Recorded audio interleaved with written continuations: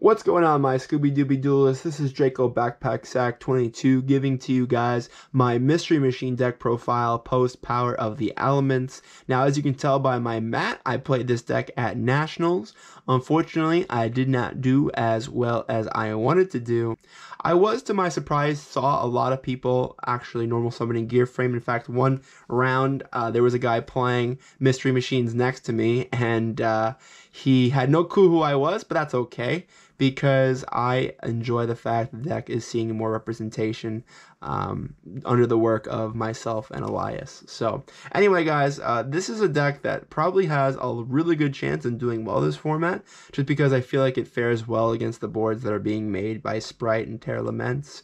And this is a deck that has a lot of pop, a lot of recursion, and sort of the ability to play simple, and has a lot of utility as well. So I'm not going to bore you too much with the theory, but this deck is 44 cards, so a little bit thicker than my normal pile of 40. Now, I am a subscriber to the Patrick Hoban mantra of playing 40 cards or 39 with Upstart and seeing your side deck more and all that jazz. However, I feel like that's also preliminary, and every deck has its own count, as Patrick Hoban also talks about in his book. I think that the count is probably a little higher for this deck, just because the engine requirement is a little bigger. It's not just about seeing your bricks less and your starter cards more, it's also just being able to match your engine with the right count, right? He talks about how in Infernities, you played like an 11 card Infernity deck, it probably wouldn't be that good just because your ceiling is very low. So I wanted to increase the ceiling of this deck, particularly in the grind game,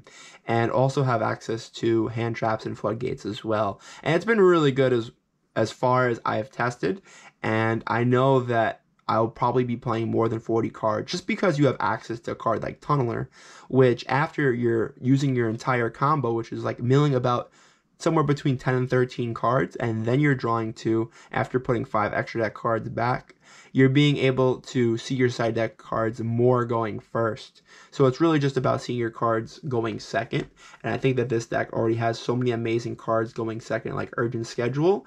And this format, because there's not a lot of negates, you can literally just draw your deck, whether it be Redeployment, Urgent, Fortress, with a Harvester, or maybe one hand trap. That could get you there.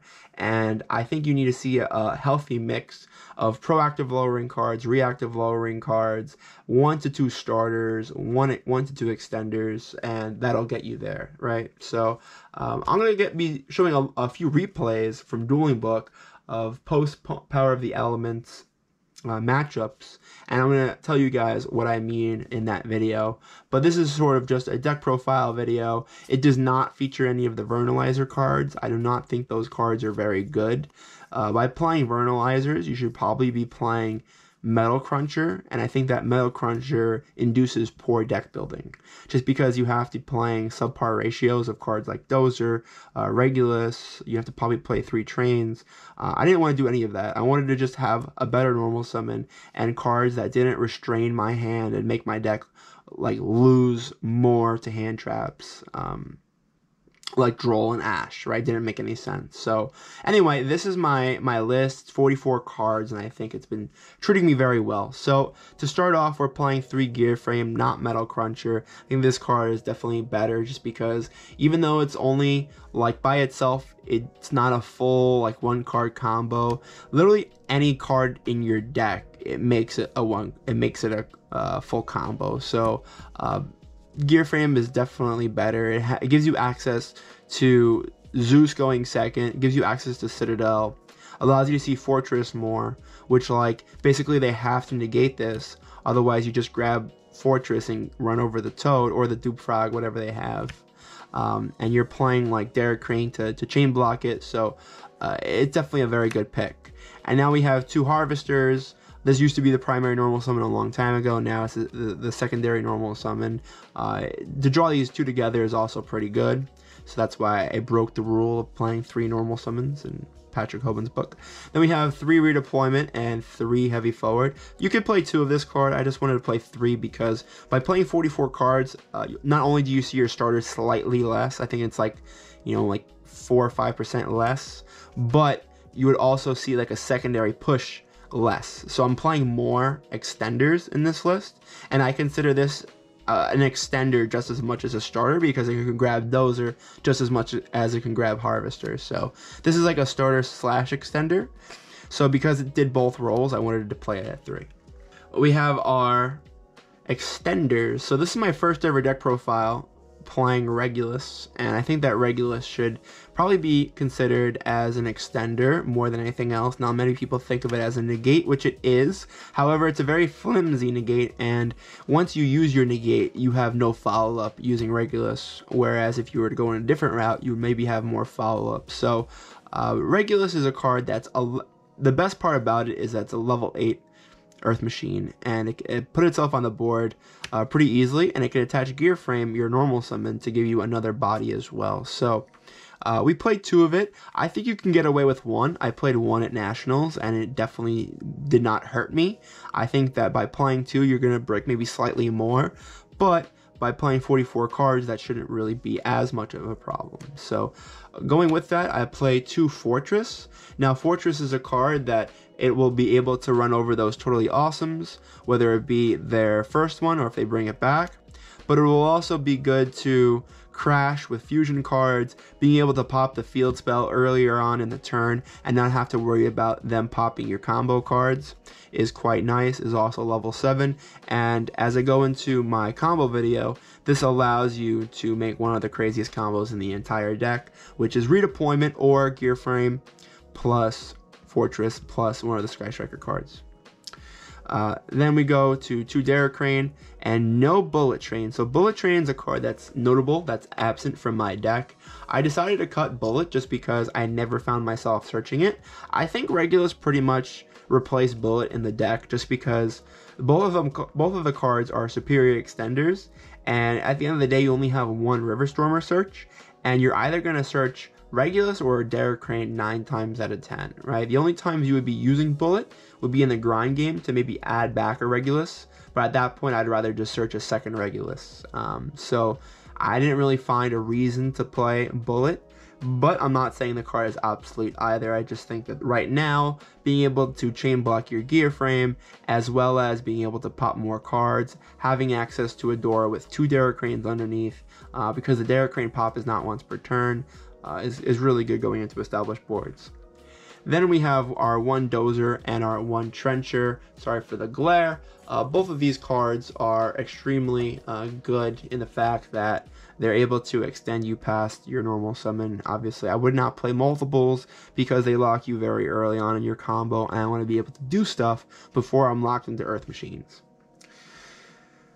Then we have our spell superior extenders. We have the craziest card in the deck, which is Urgent Schedule, and then we have a very popular card called Sky Striker Mobilizing Gauge, and then Hornet Drones to pair with it. This is essentially just 2 Hornet Drones. However, we also play a singular copy of Afterburners to make Engage essentially 2 copies of Afterburners.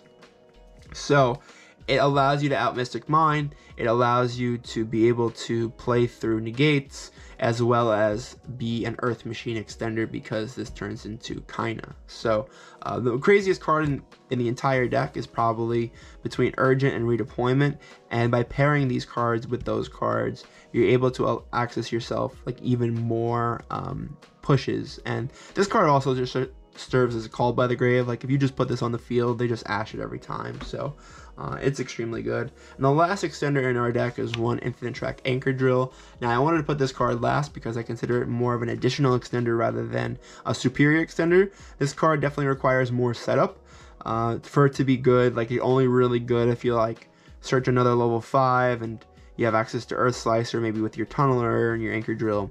But the real reason you play this is because by any 2 of these, essentially, without normal summoning, you're able to put your 2 machines on board.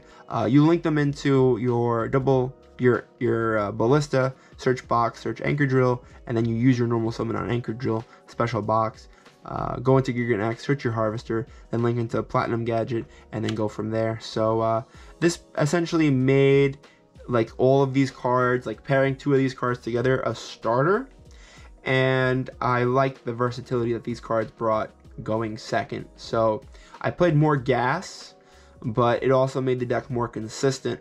And by playing a higher number, you have more of a chance of essentially drawing two of these together without drawing multiples. So yeah, that's it for your extenders. Bomb cards, we just have the standard one Ruined Force and one Citadel, one Ruined Force. We use a new combo where we pop this guy and we're able to search another card off Cleefort Genius. So it's a fun interaction, but it's definitely there for running over big cards. This is probably one of the biggest cards in the meta right now, just because most cards are very small in the Splight deck. I think they get a guy go up to 3200, and without like making Cat Shark, they have no way of really making it bigger. And so Citadel being able to wipe Splight boards before they really get any tempo is also really good. A lot of people are playing Gamma, so Citadel should be very good this format. And then we play our three placeholder cards that you don't really want to draw, specifically Box. I think Box is probably the worst. At least drawing like this plus Regulus is full combo, but neither of these two cards really have any added benefit of drawing them with anything. So we have our reactive lowering cards, 3 Ash Blossom, 2 copies of Dark Ruler. I played Dark Ruler over Droplets. Even like playing Droplets, I found myself not setting it because I was afraid of losing to like a Twin Twister or like a board breaker. And so I kept Droplets in my hand, but I'm like, why is this not Dark Ruler? And the theory was that you wanted to be able to OTK, but you're not really OTKing in this format anyway, especially that many players are playing Dupe Frog. It's like almost impossible to OTK through a defense position Dupe Frog. So I just wanted to Dark Ruler Splight boards and being able to take over the game state, make a Zeus or something like that. And many of them have 0 follow-up, so Dark Ruler was a pretty good choice, I feel like, to start off the format. And then one Afterburners, you could think of this as like a 3 of, for being able to play through board and like at least bait negates or get rid of the negates. And then play 1 Call by the Grave to allow us to play the game more. For proactive lowering cards, we played 3 Rivalry and 3 Gozen. Both of these cards are pretty strong against the meta. Gozen probably less so, but it's still broken. The only matchup where I would side this one out is maybe against Despia, but even then it's being combined with a lot of different decks. But it just hits the Adventurer decks very well, and it hits Sword Soul very well, whereas Sword Soul is probably the only deck where I don't want this card. But then I have my last card being 1 Pot of Prosperity. So Prosperity is a card that allows you to see all these cards more, as well as your engine. So I didn't want to classify it as a starter, because I'm never really starting my turn with this unless I have literally no play. I try to make a primary push first, and then if it gets negated, ashed, or whatever, I'll activate this. One cool thing about this card is that you can actually add Box or Uncle Spar off of your Prosperity mill, and then it counts as being added from the deck to the hand, so you get those effects. So it's pretty good. Obviously it conflicts with Tunneler, but I feel like if you're resolving Tunneler, you're winning, and then if you're like resolving Prosperity, you're giving yourself a chance to win. So I played 1 because it inflated your deck with another card, but it didn't mean like playing another brick or another hand trap. But I'm able to see my hand trap more, see my board breaker card more, see my floodgate more. So I just wanted to play a card that was a little bit more consistency. So that's it for the main deck. Once again, 44 cards. Now we'll go through the extra deck pretty quickly because it hasn't really changed much other than the Sky Striker package. So we play 1 Kagari, 1 Kaina, double Goliath, 1 double-headed Anger Knuckle, 1 Genius. This is needed for a new combo that we put together. 1 Ballista, 1 Platinum Gadget, and then 1 Gear X, 1 River Stormer, 1 Earth Slicer. No longer playing the Enter Blathnir. I think this card comes up more, even though Enter Blathnir can definitely be used to get over certain cards that can't be targeted, such as the Link 5 and the Dragon deck. However, I think in more times than not, this card's better. It's also a combo enabler, popping Citadels, popping Ruined Forces, that it ends up working out pretty well. And then 1 Dora, 1 Gustav Max, 1 Lieb, and then 1 Zeus. So yeah, this is your extra deck. Not really much to say about it. I played Hayate over Genius because I didn't really do the combo that I was talking about.